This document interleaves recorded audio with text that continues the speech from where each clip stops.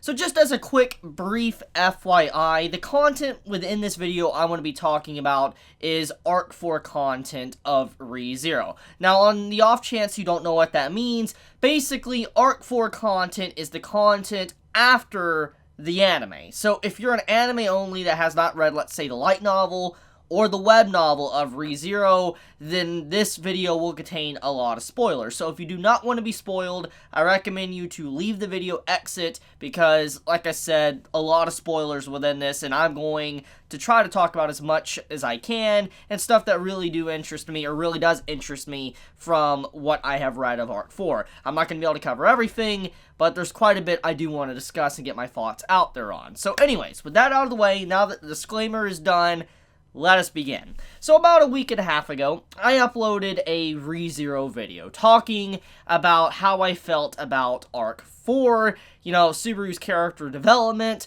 to, you know, Emilia becoming a better character, you know, just there's a lot of things that Arc 4 has done that has blown my mind.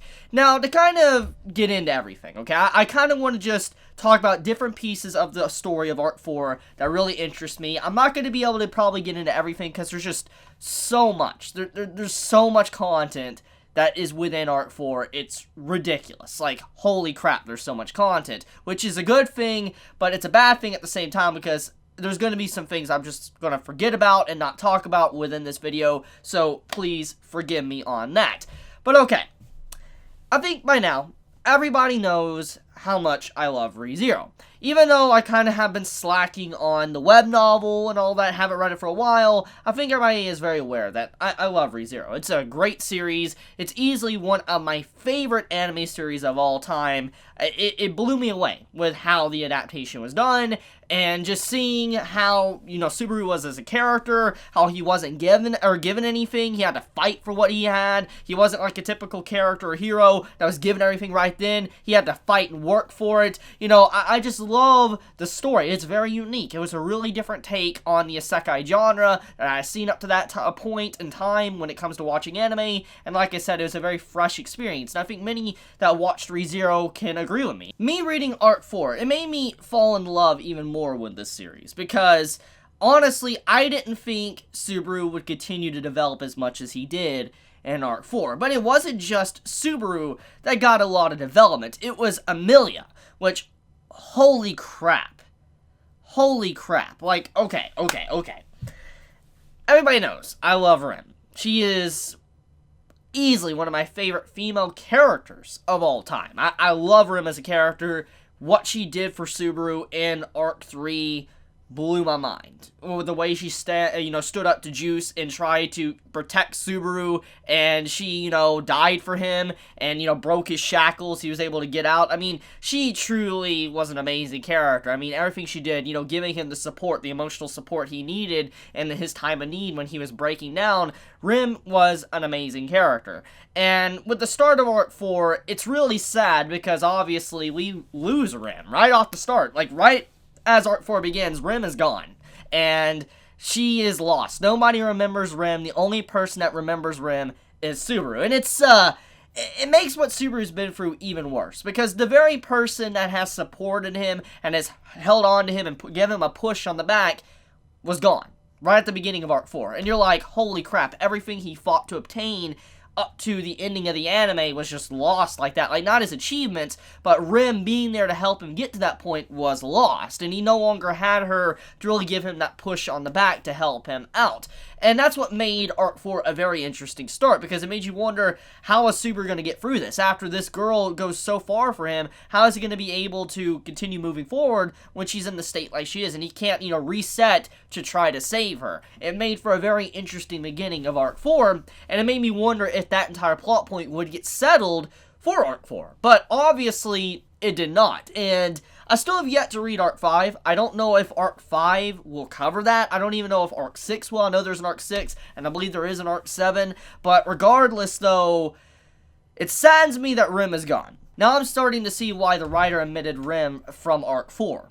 Because it allowed Subaru to shine as a character, to see how he would stand by himself, but also allow Emilia to shine to see if she is truly worthy of the main female character title. And I believe after watching, or not watching, correction, after reading Arc 4's web novel of ReZero, Emilia is a hell of a good character. I think she is definitely someone that everybody's going to fall in love with. When, Season 2 ever does come around, and if it does adapt all of Arc 4, I think many are going to fall in love with Emilia's character, because she has a lot more going on than first appears to be. Like, it seems like she's just a typical female character that's kind of just like a little bit ditzy, not really aware of a lot of things, and in a lot of ways she's a hindrance to Subaru and what he's trying to do, and that's what, majority of the series paints her as throughout Arc 1 through Arc 3 and portions of Arc 4 until the very end, where she has to stand up and be the whole reason to why Subaru is even able to win in the first place, which I love that.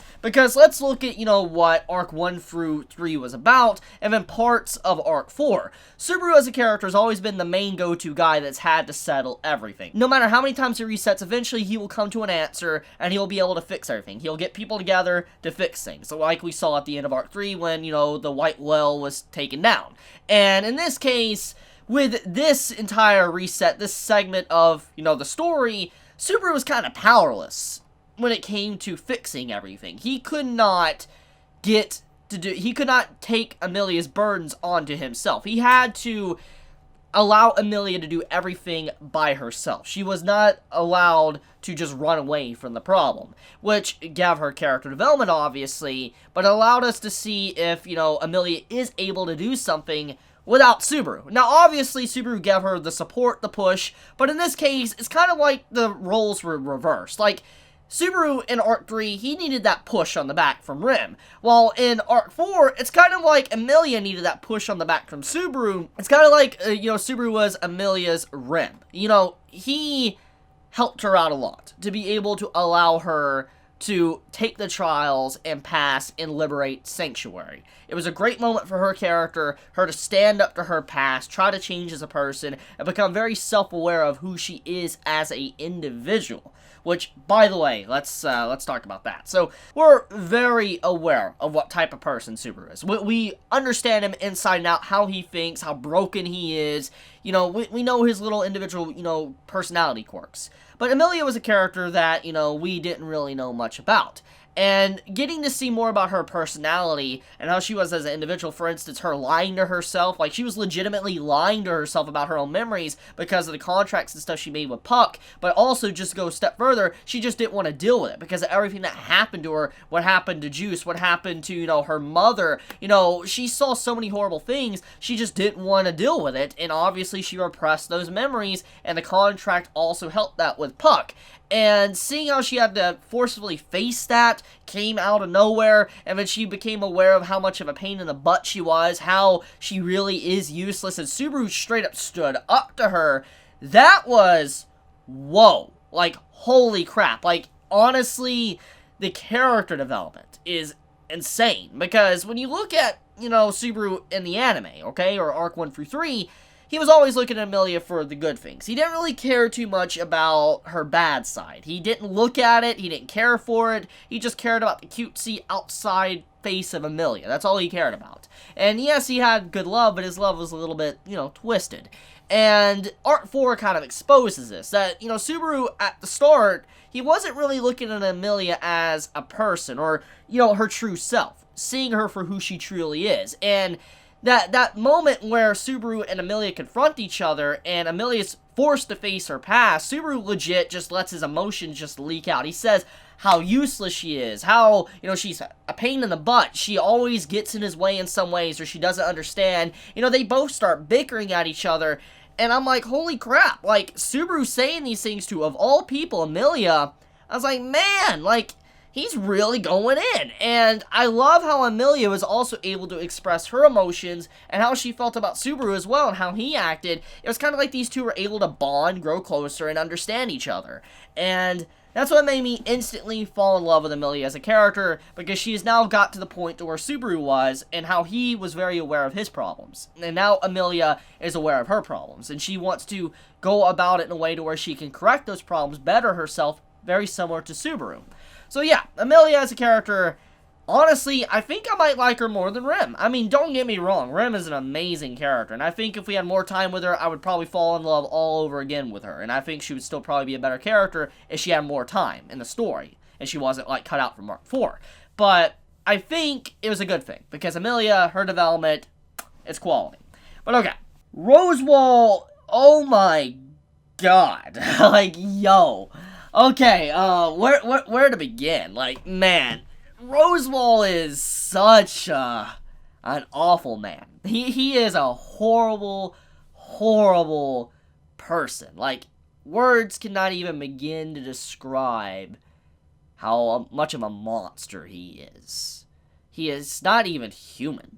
I mean, there's just so many things. Like, where to begin? Like, I mean, this man is literally the whole reason to why Subaru has went through so many things or problems throughout the series. Like, the whole situation with Elsa at the beginning attacking Emilia and the insignia and all that being stolen, to the situation with, you know, the witch beast and all that coming out and invading the village in, you know, with Rim and Rom when they were trying to attack Subaru and all that at the beginning of the series. And then, you know, the whole situation with how the witches cult was set up. Like, everything was kind of in a way orchestrated by Rosewall, pushing Subaru into a corner, and it's downright nasty. Like, this man legit has put Subaru through so much hell throughout Arc 1 through Arc 3, and even Arc 4, he's, oh my god, like, I can't wait to see everybody's reactions, like, the anime onlys, when a Season 2 ever does happen, like, if it does happen, which I hope it does. If a Season 2 ever happens, I cannot wait to see the reaction of everybody when they find out who is responsible for everything that has happened technically thus far in the series. Like, for instance, to every death Subaru pretty much has experienced is, in a way, indirectly from Rosewall. So, yeah, I mean, all the torment that Juice put, you know, Subaru through, to the situation with Rem being forgotten, a lot of this is thanks to Rosewall's design and setting everything up like he did.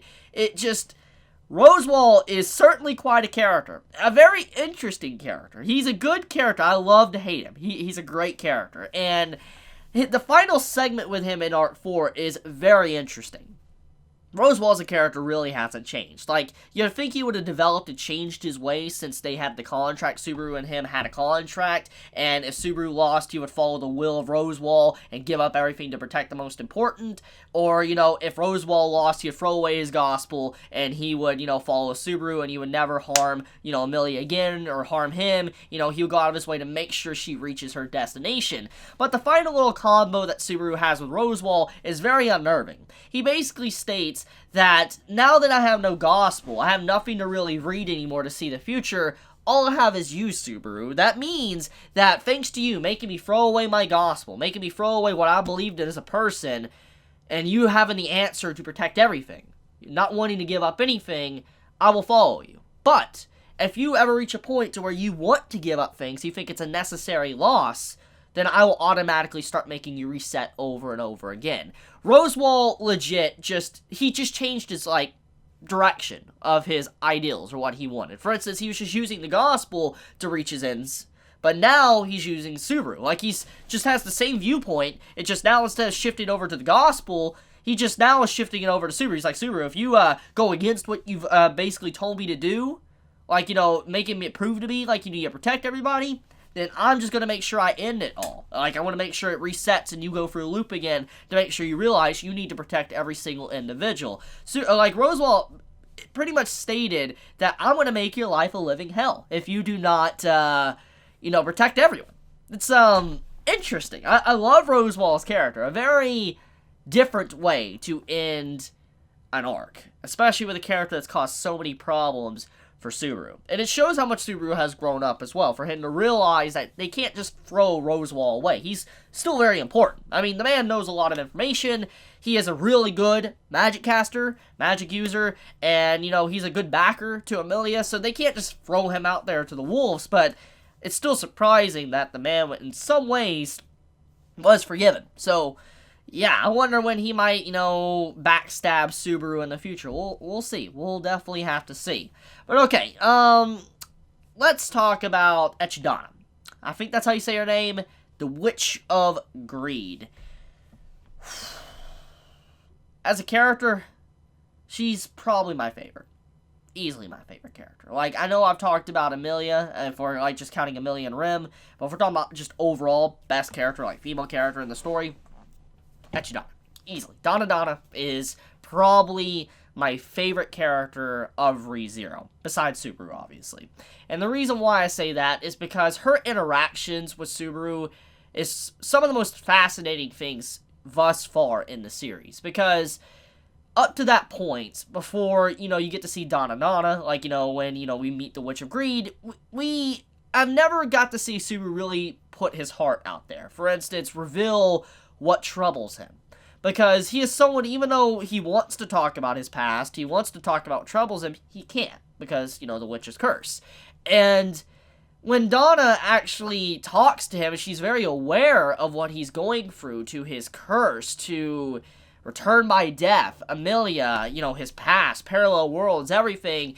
It allowed us to see Subaru finally open up, something that he's kept locked up within him. And Donna as a character was very fascinating because you didn't really know if she was a good person or a bad person. I think at the end of the day, if I look at everything that has happened throughout Arc 4, I really think Donna is probably lawful neutral. I believe that is a term. I could be wrong there, but she's not chaos. She is lawful, but she's not evil, but she's not good either. She's just, like, overall neutral. Like, you really can't get a read on her as a character. You don't know if she is someone that will just backstab you in a second, or if she's going to open her arms up and just give you a big hug and help you out. You don't really know, and that's what made her a cool character, because when Subaru was interacting with her, there was many times where he didn't trust her, but then some moments he trusted her because of how she acted. He didn't really have a good read on her, and even though he knew she betrayed him, he didn't hold any hard feelings. He didn't hate her,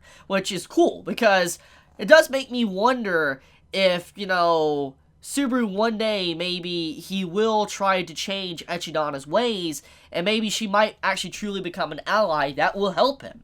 Who knows? Because that is an interesting part I want to talk about. At the end of Arc 4, apparently, Echidna is unleashed into the world. She got into the body of Omega, which is one of these Lewis clones, and gets to travel. Now, Subaru doesn't know, and I don't even know if Rosewall knows. I mean, Rosewall and Beatrice obviously talked to each other about bringing, Echidna back, but we don't really know if they know Omega is Echidna. That's what I'm kind of curious about, but she's back in the world, which means that Donna is technically not done in the story, which I think is a good thing, because it would be quite a waste of a character if Donna was just forever gone now. I mean, yes, she was technically a corpse, and she was someone that had this dream tea party in the trials, but even then, I think it would have been a waste of a character just to say that's the end of her character. So I'm glad, in a way, she is back. And I can't wait for the day when Subaru finds out she's still alive. And I do find it interesting that she takes the name that Subaru named Omega, and she takes it upon herself to use it, instead of just using her original name, Donna. So, cool stuff. I do wonder if she'll watch over Subaru and help him out if he ever does need help. But okay. Let's talk about Garfield. Garfield is, oh my god, like, yo. Where to begin? Okay, so Garfield is another character that is super interesting. Like, I didn't really know how to read him when I was first introduced to him, because he seemed like a country bumpkin. And he was someone that, was very aggressive, and obviously not the most intelligent at first glance when you first see his character introduction. Then, Arc 4 being as long as it is, and getting to spend a lot of time with Garfield, you really get to understand him as a person, and what really makes him tick, and how Subaru throughout the entirety of Arc 4 is constantly just in a state of bewilderment. He can't even understand Garfield's actions, why he acts like he does. He does have this pride about him, this honor, but he is someone that he does things. When he sets his mind to something, he will do it. And in this case, Garfield's probably the hardest obstacles for Subaru to overcome. It wasn't getting Emilia to face her past in trials. It wasn't even really defeating Rosewall. That wasn't really even the big problem. The biggest problem I think Subaru had in the entirety of Arc 4 was Garfield. He was such a pain. He was such a pain for Subaru to defeat and take down just for he could be able to get to the end of Arc 4, to be able to win this loop. And holy crap, Garfield as a character, I hated him at first. I didn't like him. And seeing him become into one of my favorite characters at the end when he was fighting Elsa, I was shocked. I'm just like, holy crap, this writer really blows me away of how he made me care for Garfield's character, even though I hated him at the start. And seeing how he stood up to Elsa, he's calling Subaru Captain, he believes in him, it's just, wow, what a change. What a change in character. It's just Subaru stepping up and helping Garfield out, getting him out of his like, stopping point, his frozen in time point, like, with his person, which, let's get into that.